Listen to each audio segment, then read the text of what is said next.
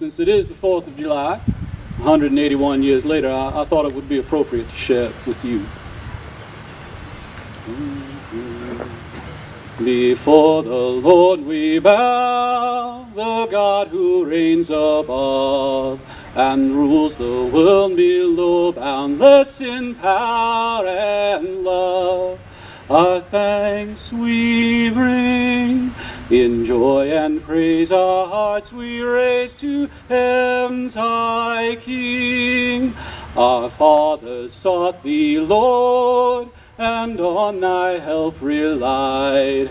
Thou heard and gave the word, and all their needs supplied.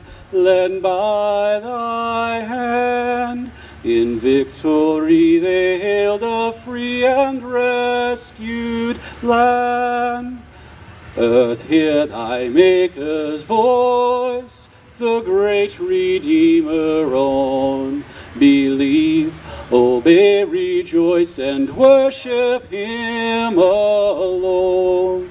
Cast down thy pride, thy sin deplore, and bow before the crucified.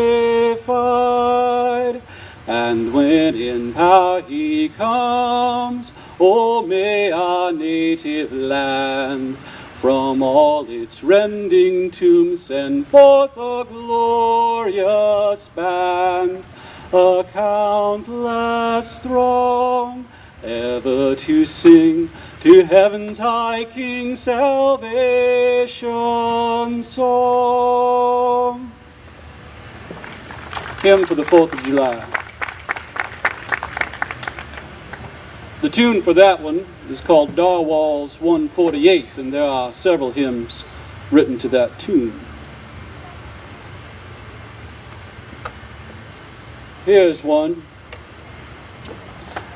about times in our lives that we all run across eventually. Times of trouble. Times of wondering if the Lord hears our prayers. When troubles wave on wave assail, and fear my soul appall, I knew the Lord would rescue me, and for deliverance called. Still onward, onward came the flood.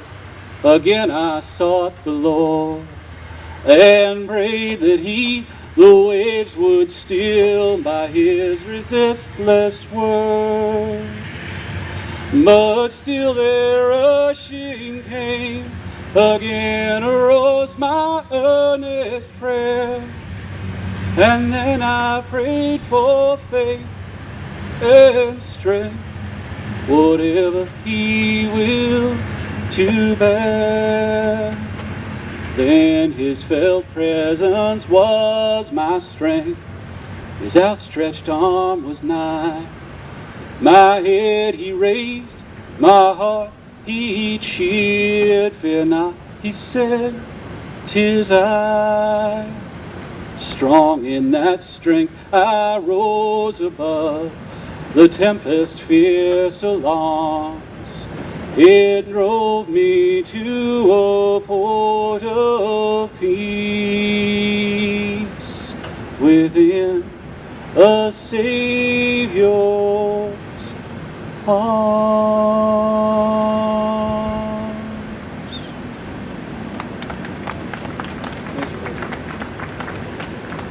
That is Efficacy of Prayers, the poem I wrote. The tune is St. Anne. You might know it better as Our God, Our Help in Ages Past. This is, next one is another hymn that is still published in hymnals today, especially in the Episcopal Church, of which I was a member. It is one that I simply titled Hymn, as it did not go along with any holiday. It is better known today as Lord, with glowing heart I'd praise thee. If it is published in a hymnal, it would be a different tune than the one I will perform it to today. I will use the tune Hyfrydol.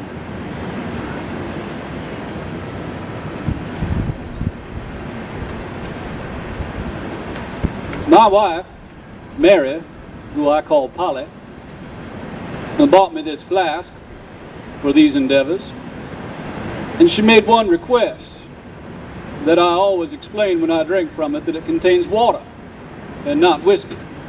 It seemed appropriate to remember that since I'm singing hymns for you. Lord, with glowing heart I'd praise thee for the bliss thy love bestows, for the pardoning grace that saves me, and the peace that from it flows. Help, O God, my weak endeavor, this dull soul to rapture raise. Thou must light the flame or never, and my heart be warmed to praise.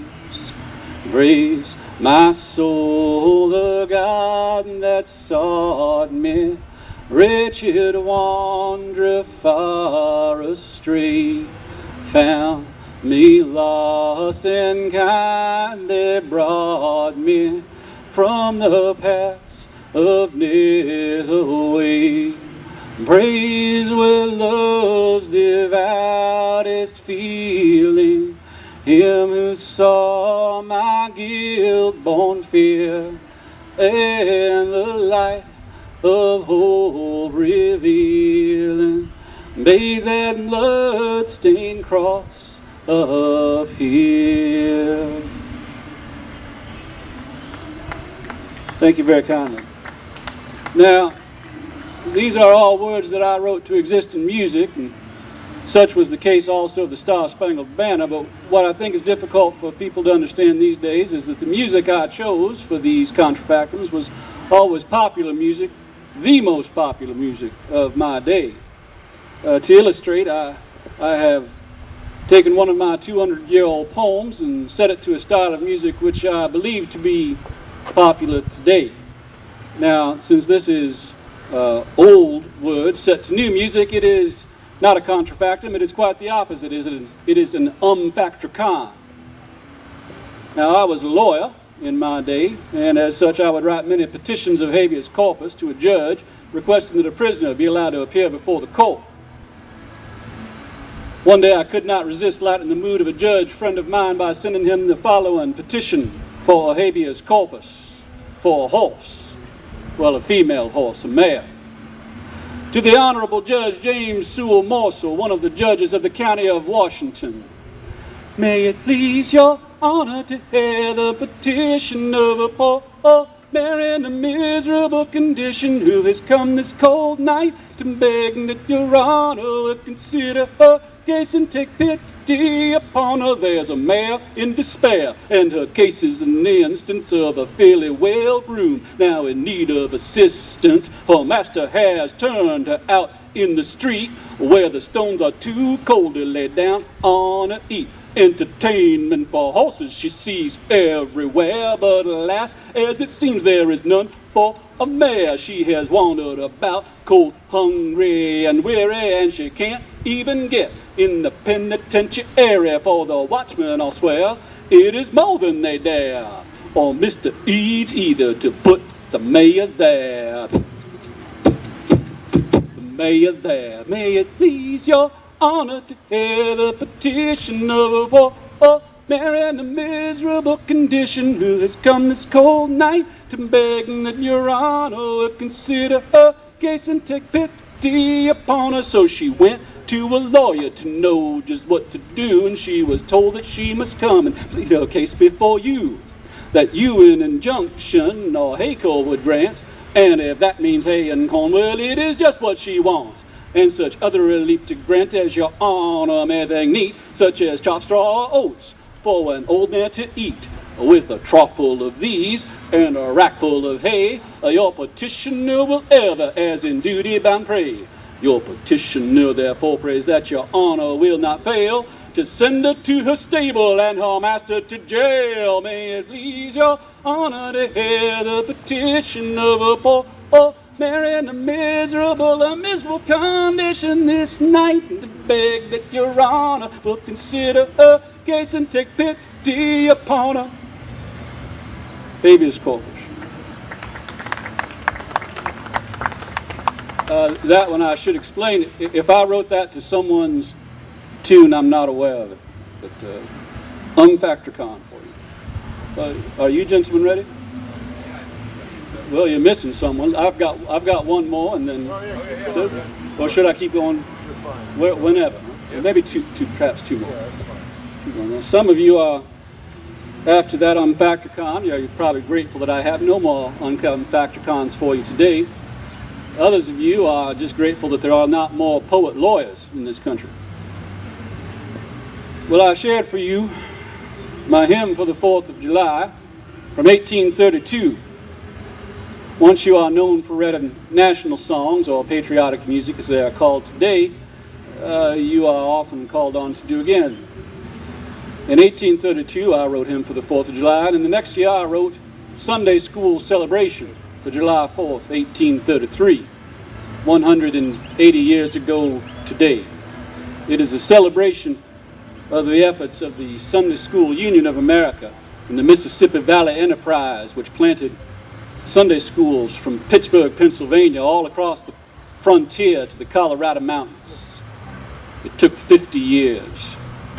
I was somewhat involved in beginning this, as you can read about at my table. At the back, I also have some poems printed if you'd like to avail yourself. This is Sunday School Celebration for the 4th of July. Roll on the glad earth, thy dark places are gleaming with light from on high, and the new risen ray on thy far distant mountains and lone isles is beaming, and the nations awaken and hail the brightened day. Roll on in thy path till the radiance increasing, its noonday effulgence around the shall fling, and thy people all join in hosannas unceasing to praise their Creator, Redeemer, and King. Sing all ye nations, sing all ye nations, the arm of the Lord is revealed in its power, revealed in its power, fulfilling his word. Thou shalt shine in that light till the beams of thy splendor the far wilds of the west shall exultingly see. Thou shalt join in that song, the loudest to render thy rapturous homage, fair land of the free. Fair land of the free, thou wast made to be ever a refuge and a home for the poor and oppressed, and thy welcome and blessing denied shall be never to the wanderer who flees to thy bosom for rest.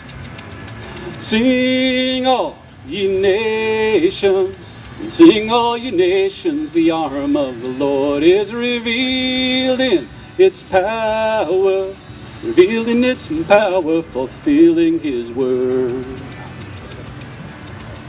Fair land of the free, the lamp thou hast lighted still sheds its pure luster on liberty's shrine, and the nations awaken, enlightened, united, to partake of thy bliss, in thy triumphs join. Fair land of the free, may that light that forever gives freedom and life for its brightness on thee, shed around thee the light of salvation, and never the darkness in thee, thou fair land of the free.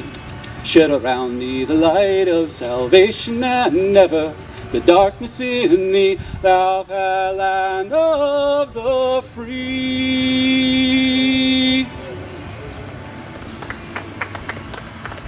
Thank you kindly. Well, I have one more contrafactum for you today. That was a contrafactum, by the way. That was written to something like 20 different Irish tunes. Or something like 20 different Irish tunes.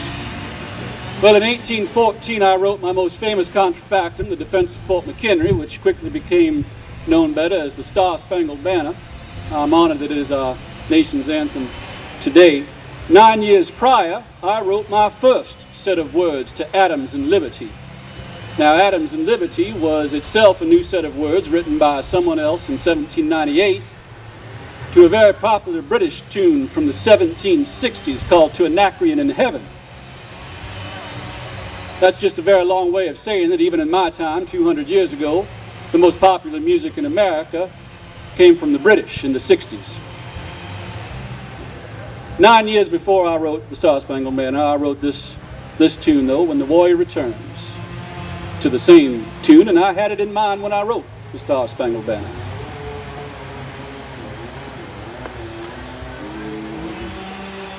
When the warrior returns from the battle afar, to the home and the country he nobly defended, let thanks due to valor then gladden his ear, and then be the joy that his perils are ended.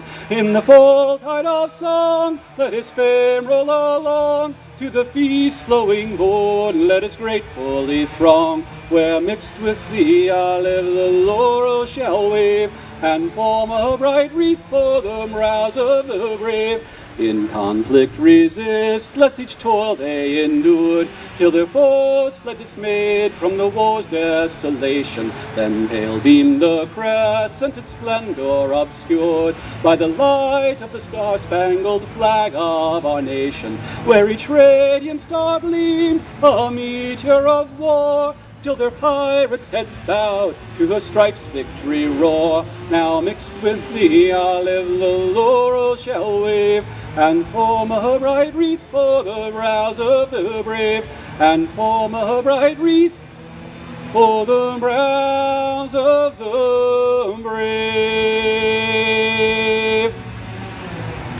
Thank you very kindly. And Kyle is coming to introduce our next band, who has been very patiently waiting behind me. Kyle? Give it up once again for Francis Scott Key. All right. All right, we're going to get set up here for our next act. Give us just one moment.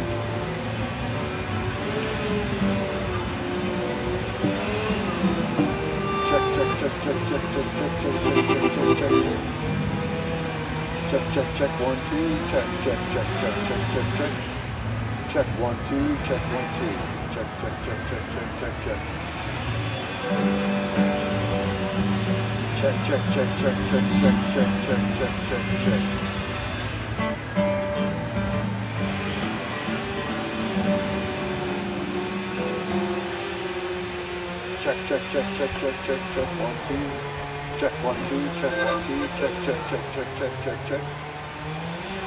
check one two check 1 2 check 1 2 check 1 2 check 1 2 check. Could I get a little more of that in here? Check 1 2 check 1 2 check 1 2 check 1 2 check 1 2 check 1 2 check. I don't know what's down on the monitor. Oh, yeah, it's okay. Check. Hey, Kyle. Kyle? Yeah, I'm Marty. Hey, Marty. Good for Finland. I know.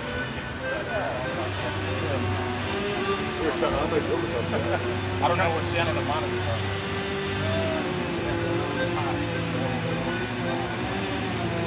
Which one is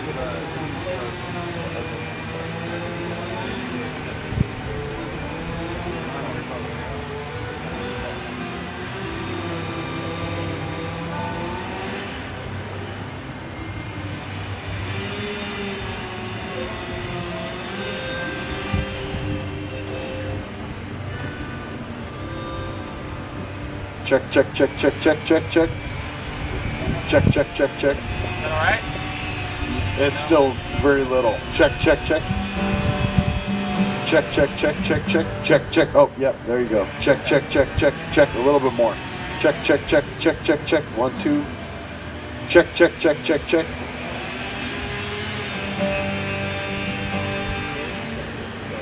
I think it'll be okay, Kyle. I think we'll work it out. Everybody else all right?